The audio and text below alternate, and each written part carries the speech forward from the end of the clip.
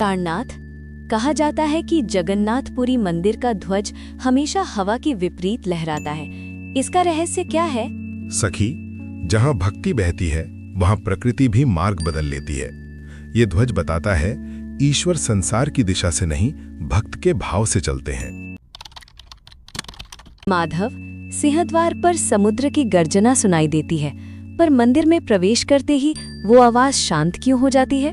क्योंकि सखी, बाहर संसार है और भीतर शरण। जो बाहर देखता है वो शोर सुनता है, जो भीतर आता है वो शांति पाता है। प्रभु, जगन्नाथ जी की मूर्ति न हाथों से पूर्ण है न चरणों से, फिर भी वे संपूर्ण क्यों माने जाते हैं? क्योंकि सखी, ईश्वर शरीर नहीं, चेतना है।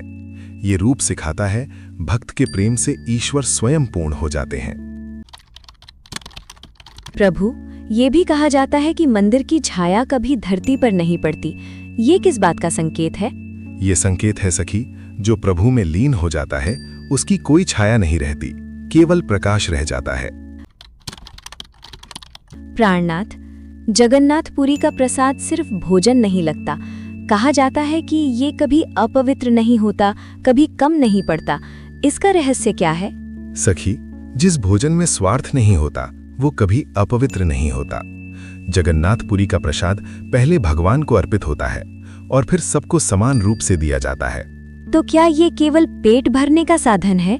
नहीं सखी, ये मन को भरने का साधन है।